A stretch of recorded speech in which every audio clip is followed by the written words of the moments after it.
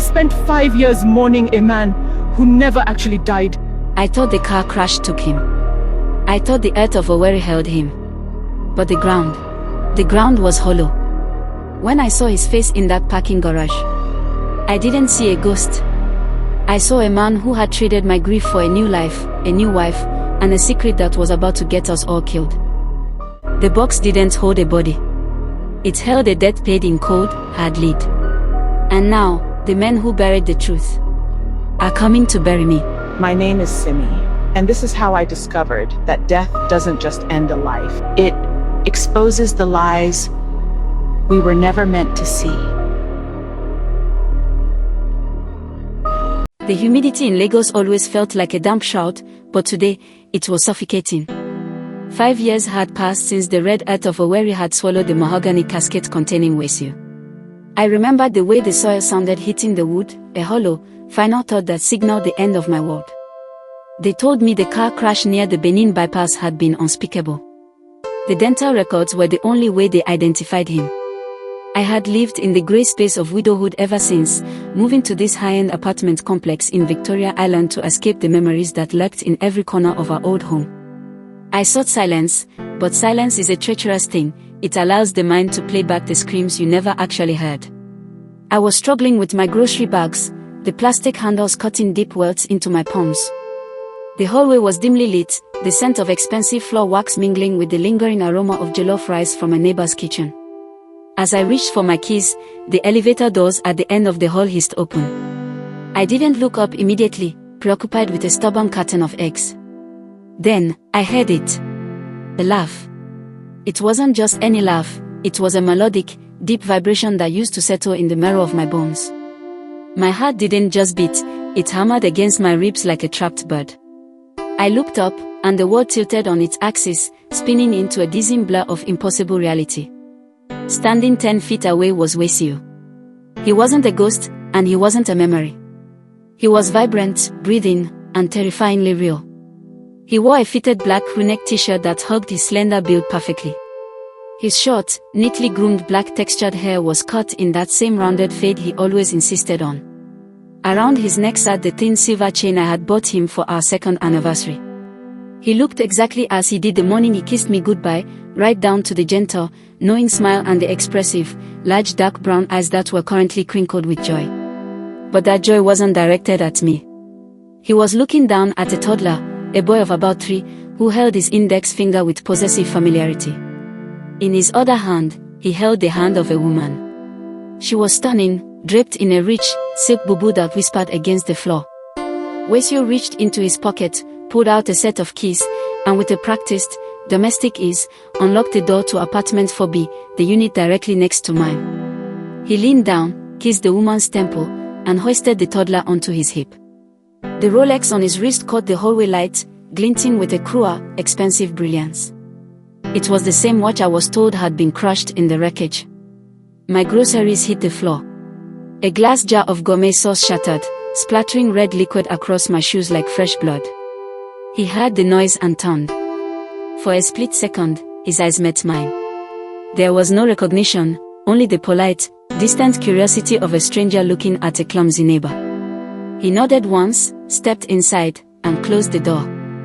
The door to apartment 4B clicked shut with a finality that felt like a second burial. I stood paralyzed in the hallway, the smell of the broken tomato sauce rising like a metallic copper tan in the air. My knees buckled, and I slid down the cool, plastered wall, my fingers brushing against the cold liquid on the floor.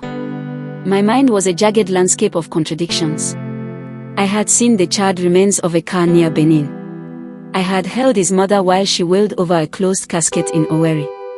I had spent 60 months waking up to an empty pillow, yet the man who just walked past me carried the exact same scent of sandalwood and expensive citrus that used to linger on my skin. I crawled toward my own door, fumbling with the lock until the mechanism yielded. Inside, the silence of my apartment felt predatory. I didn't turn on the lights. I sat on the edge of my sofa, staring at the common wall I shared with 4B. Through the thin masonry, I heard the muffled, domestic symphony of a life I thought was extinct. A child's high-pitched giggle. The scraping of a chair. The low, rhythmic murmur of a man's voice, his voice, telling a story. It was a haunting melody of betrayal. How could a man die in Nigeria and be reborn in Ghana, only to migrate back to the very city where his widow mourned him? The grief I had carefully packaged into neat boxes over 5 years exploded. It wasn't just sadness, it was a terrifying, visceral rage. I went to my bedroom and pulled out the small wooden chest I kept under the bed. Inside were the fragments of our life, his old passport, the police report from the accident, and a single, grainy photo of us at a wedding in Accra. In the photo, Wasiu was wearing that same Rolex, his hand resting confidently in his pocket, that gentle, knowing smile directed entirely at me. I touched the glass of the frame, my hand shaking so violently the image blurred. If he was alive, who was in that grave in Owerri? If he was alive, who was the woman in the silk bubu? I spent the night pressed against the wall, listening. Around 2 a.m., the sounds next door settled into a heavy quiet. I walked out onto my balcony, the humid Lagos air sticking to my nightgown. A few feet away, the balcony for 4B was draped in shadows. A single silhouette stood there, the tip of a cigarette glowing like a malevolent star. It was him. He was leaning against the railing in that relaxed, confident pose I knew by heart. He looked up and saw me. For a heartbeat, the mask of the stranger slipped. His expressive, large dark brown eyes widened, and his pursed lips parted as if to catch a sudden breath. He didn't look away this time. He looked through me, his gaze heavy with a secret so dark it seemed to swallow the moonlight. Then, without a word, he extinguished the cigarette against the railing and retreated into the darkness of his living room, leaving me alone with the ghost of a husband who refused to stay dead. The morning light in Lagos was an interrogation. It stripped away the soft shadows of the night and left the jagged edges of my reality exposed. I hadn't slept. I had spent the hours between 2 and 6 a.m. pacing the length of my living room, my bare feet clicking against the polished mahogany floors. Every time a car pulled into the complex or a dog groaned in the distance, my heart jolted. I was a woman living in a ghost story, except the ghost wore a Rolex and carried groceries.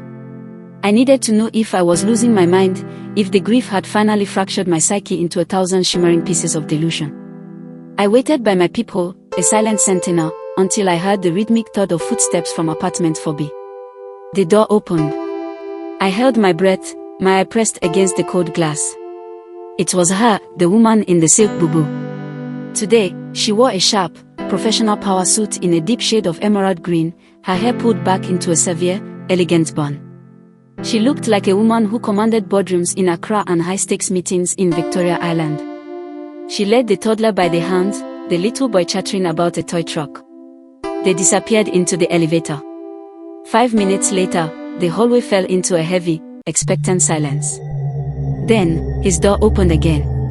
Wasiu stepped out. He was dressed for work, his fitted black crewneck replaced by a crisp, white button-down that made his skin look like polished bronze. He adjusted the thin silver chain around his neck, his expressive large dark brown eyes scanning the hallway with a wary, predatory focus. He didn't head for the elevator. Instead, he turned toward my door. I froze, my hand hovering over the handle. He stopped exactly in front of my unit. I could see the rounded fade of his hair, the high-set brows pulled together in a tight, pain knot. He raised a hand as if to knock, his fingers hovering inches from the wood. I could hear his breathing, shallow, jagged, and terrified. "I know you're behind there, see me," he whispered. The sound of my name in his voice was a physical blow. It was the same gentle, knowing vibration that had whispered promises in the dark of our Owerri home. "Please, don't come looking. For your sake, and for theirs, stay behind that door." My hand flew to my mouth to stifle a sob.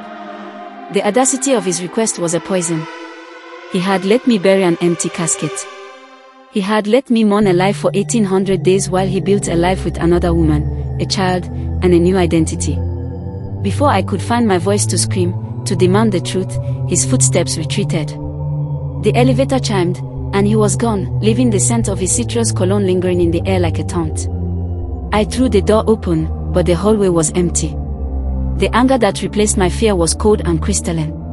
He thought he could command my silence. He thought a whisper through a door could erase 5 years of widowhood. I grabbed my car keys and my phone. If he was living a double life between Ghana and Nigeria, there would be a paper trail. I drove to the cemetery in Owerri, For hours of white-knuckle driving, my mind racing faster than the engine. I needed to see the grave. I needed to know what, or who, I had truly laid to rest under that mahogany lid. As the red dust of the eastern roads coated my car, a terrifying thought took root. If Wasiu was here, then who was the man they pulled from the wreckage in Benin? For part 2, please subscribe to the channel.